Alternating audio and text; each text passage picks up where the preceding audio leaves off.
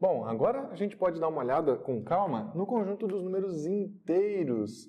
Sempre observando que agora, quando a gente fala de inteiro, nós também estamos incluindo números negativos. Aqui a coisa mais interessante de tudo não é exatamente a parte do inteiros. Aqui o que realmente é importante é a parte dos negativos. Essa é a grande quebrada que a gente dá quando a gente introduz esse conjunto numérico. A gente pode visualizar diversas situações onde os números negativos são necessários.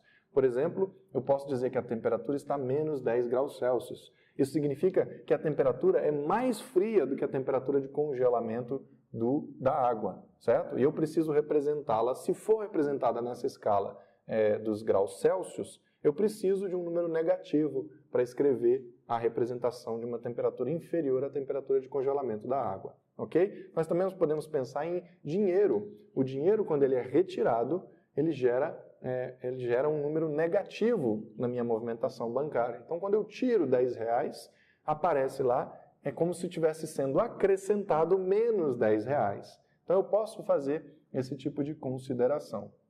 O conjunto dos números inteiros, então, ele introduz uma nova possibilidade de você lidar com entidades numéricas que antes não existiam. Na reta numérica, o que vai acontecer? Eu tenho o zero como meu ponto de referência. Se essa reta está orientada para a direita, então eu digo que tudo que caminha nesse sentido da orientação são números positivos e tudo que caminha no sentido negativo da orientação são números negativos. Ok? Da mesma forma como no conjunto dos naturais, eu vou ter n mais 1 como sucessor de n, e eu vou ter o n menos 1 como antecessor de n. Ok?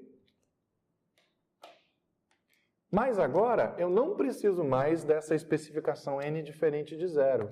Não preciso mais. Por quê? Porque o antecessor de zero é o menos 1. O antecessor de menos 1 é o menos 2. O antecessor de menos 17 é o menos 18. Ok? Cuidado que um número inteiro ele é mais negativo quanto mais à esquerda ele estiver na minha reta numérica. Então, não se esqueçam de que o menos 3 é um número menor do que menos 2. Menos 3, ele é menor do que menos 2. Apesar de a gente saber que o número 3 é maior do que o 2.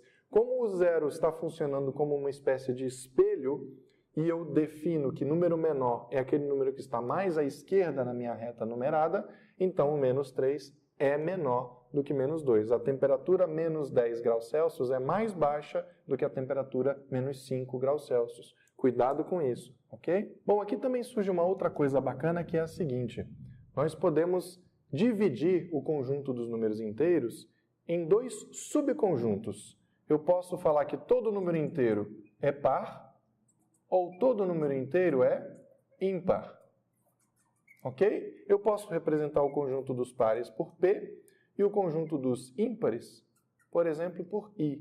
E dizer que a união dos números pares com os números ímpares vai dar como resultado todo o meu conjunto dos inteiros. De novo, gente, nós estamos utilizando aqui nomenclaturas da teoria de conjuntos, tá bom? Que é a união. Não se preocupem, o significado intuitivo de união aqui é suficiente para o que a gente está querendo mostrar, beleza? Uma outra coisa importante é que o conjunto dos números pares, quando eu fizer uma intersecção com o conjunto dos números ímpares, vai dar como resultado o conjunto que a gente chama de vazio. Não existe um número que seja par e ímpar ao mesmo tempo, ok?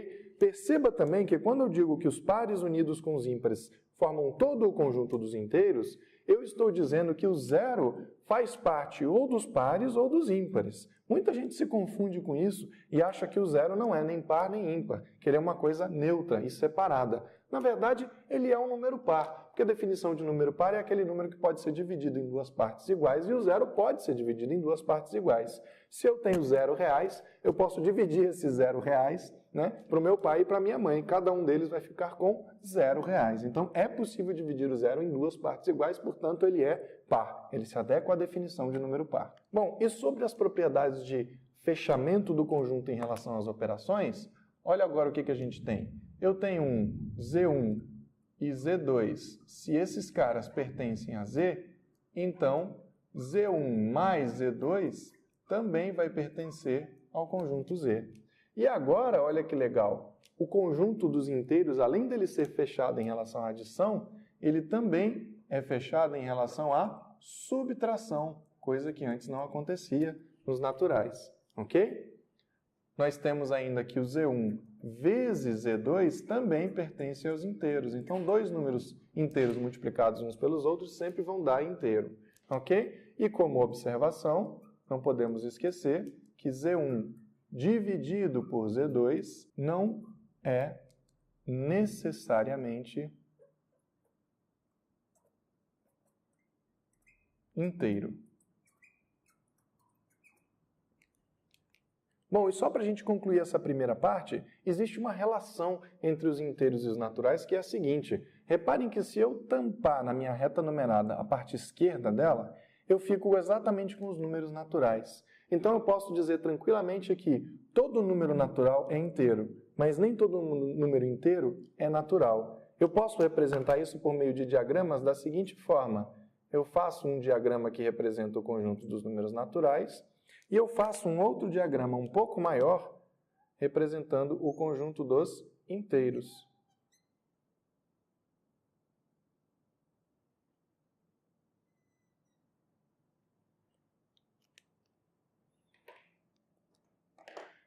Então, por exemplo, aqui dentro estaria o 1, o 17, o 48, o 0, o 1036 e assim por diante.